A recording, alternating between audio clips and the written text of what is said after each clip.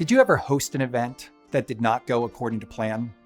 I did. I once was working with some students, and there was a collision of some teenagers into a big wooden sign that hit a piece of glass perfectly, that it shattered everywhere. Well, after I made sure everybody was okay and I cleaned up the glass, I knew I needed to call my boss immediately because I did not want him to be surprised and find it out from some other way or some other person. We have learned in team effectiveness, there are 5 things that team members need from their leaders and 5 things that leaders need from their team.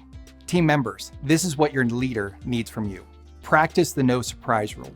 Show initiative. Learn their style, values, and triggers. Lead with yes, and let your loyalty show.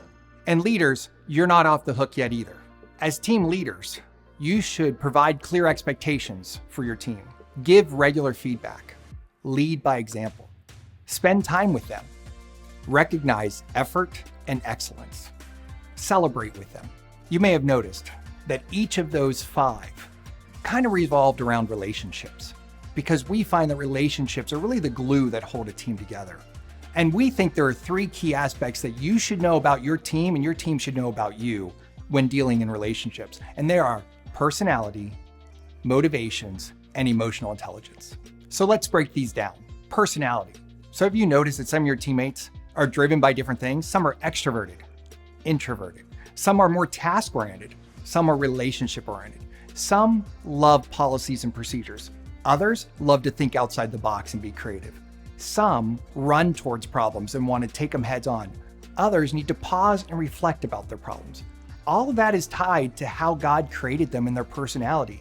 And the better you understand their personality and they understand yours, it will increase communication, it can cut down on conflict, and can help you have a more effective team. But your personality is not just behaviors, it's also motivation. What drives you? Each of your teammates and even yourself are driven by different things. Some love to learn and will gladly do research. Others like to learn for specific reasons. And others are driven to leave a legacy, where others will want to just serve with no expectation of return. All of these are internal motivations, and the better we understand that, imagine you can help your teammates lean into how they're already wired to accomplish tasks and to accomplish problems that your team needs to solve. That's the power of understanding motivations. And the third piece is emotional intelligence. How well do you know your own emotions, and how do you manage those? And then how do you not let them affect your decisions? Also, how well do you know the emotions of others? Can you read a room? Can you understand what people are feeling so you can communicate in a way that they hear you and they can accept what you're saying, and the words or the emotions don't get in the way of that? That's the power of emotional intelligence, and that's an internal journey every leader and every team member needs to take.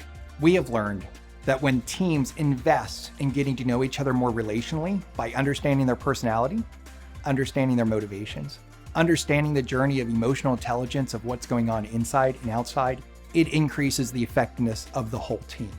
So what are you doing to invest in your team? And thanks for watching.